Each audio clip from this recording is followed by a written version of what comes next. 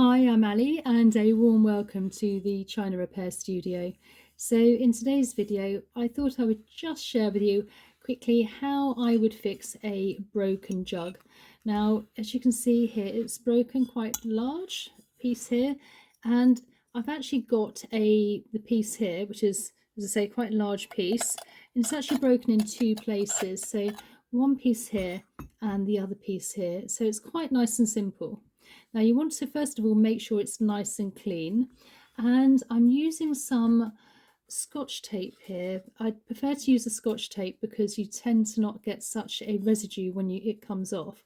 So I'm going to take a few pieces, and when I take it off, you always want to just flip one side, because then when it comes to taking it apart, it's not all completely stuck to the item where you're trying to chip it off with your fingernails.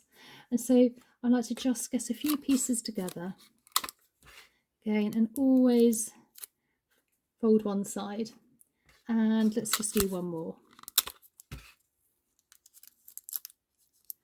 Now the glue I'm going to use today is araldite, and I tend to use this for any china and pottery restoration, and it's the slow curing glue. It's really important to go for a slow curing glue so you've got lots of wiggle room to place. If you use a fast glue and do one piece and then another, you will end up what they call a lockout, where the last piece won't actually fit in, because obviously when you're applying glue to an area, you're actually adding another element.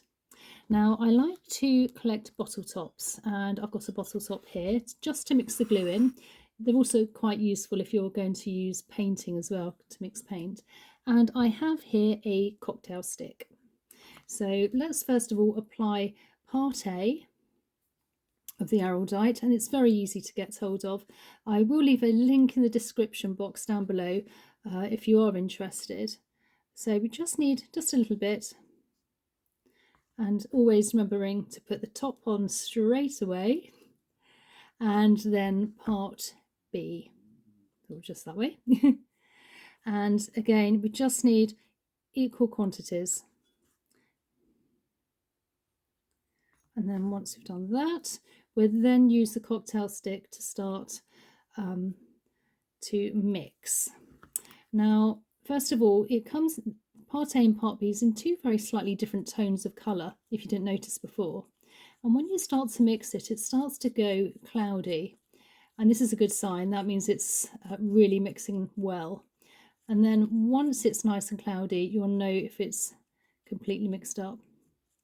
Now, this is at the point where sometimes I like to add a bit of titanium dioxide powder, particularly if it's a piece of porcelain. But because we're using it on quite a rustic jug here, we're not going to use that today. If you live in a warmer country or you're in a very warm room, you will find the glue will be less gloopy and thinner, which actually is, to be honest, is better, because then you end up with a tighter fit as it's not so thick. But being here in England, it's quite a chilly day, so it's, as you can see, it's a little bit on the thicker side. Now, again, this is pottery, and sometimes if you have a piece of pottery and it's very porous, I like to add a little bit of water first, but because this isn't too porous like some, it's fine just to apply the glue straight away. Now, when I apply glue, it's really important just to glue one side, then apply.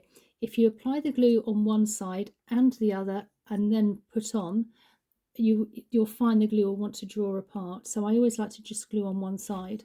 So just looking here, I'm going to glue onto the main body to about there. So taking the glue and you don't want too much. Just add a little bit of glue all the way along. Now you want to make sure it's completely covered.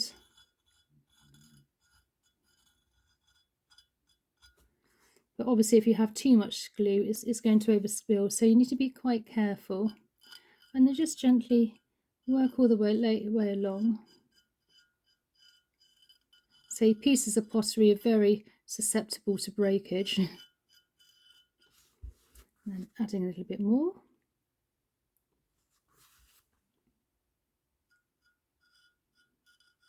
and you want to make sure every single bit is covered there.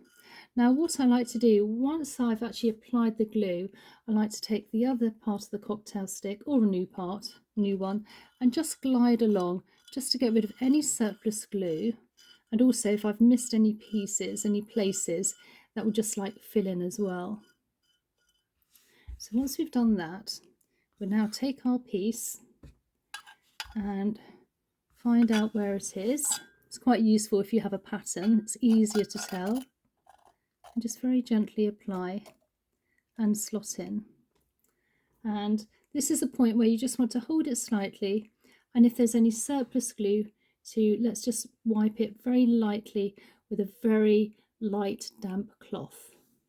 So with our damp cloth here, I'm just going to press and hold very lightly and just very gently wipe any surplus glue from the inside and also the out. And also then making sure that it's dry. Again, just very gently pressing.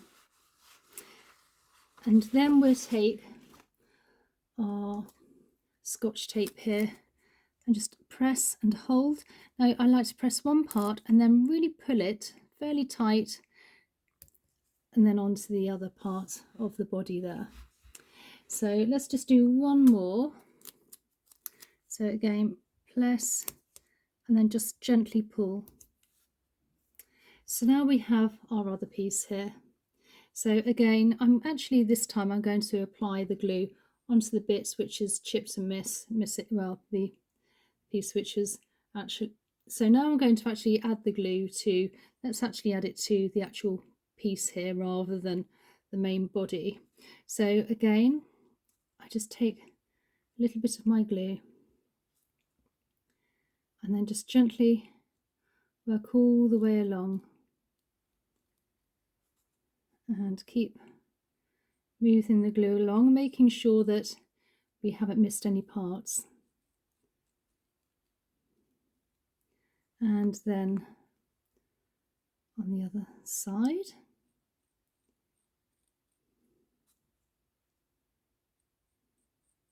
It's also important when you are gluing, and it sounds really silly, but to make sure your hands are very, very clean. Otherwise you will end up with particles of dirt in between the glue.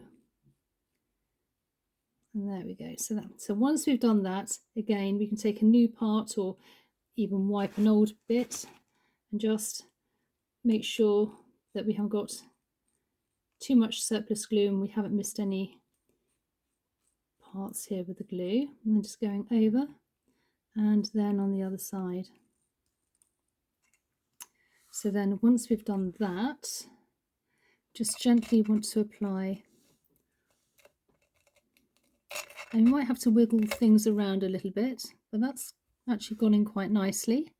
And just very, very lightly press. And again, if we have any surplus glue anywhere, with a damp cloth, just be very careful and just very gently glue, very gently wipe down. Also, it's important when you do have a cloth that you want to make sure that it hasn't got too many fibres in it, otherwise you'll end up with fibres in between where the glue part is as well. And then making sure it's nice and dry. We will then add some more of our Scotch tape, which has been folded to one side. Again, applying to one part and then just pressing down and then pulling and then applying to the original. Or you could go the other way, whichever way you prefer. Now I'm just going to apply the tape on the outside, not on the inside. You could do the inside if you like, but this is quite nice, tight fit, and that doesn't seem like it needs any more. So I'm going to leave this now for around 48 hours. It does take quicker, but I like to leave it for as long as possible, and then I can take the Scotch tape off and then it'll be ready. I might go in between now and again just to make sure that it's a nice tight fit and nothing slipped. That's the beauty of having a slow release glue. You can come back to it and actually give it another little gentle press, make sure that it's really nice and tight. And so there we have it, how to fix a broken jug. So I hope you enjoyed today's video. Please consider subscribing for more content and a thumbs up. and I really look forward to seeing you in the next one. Okay, bye.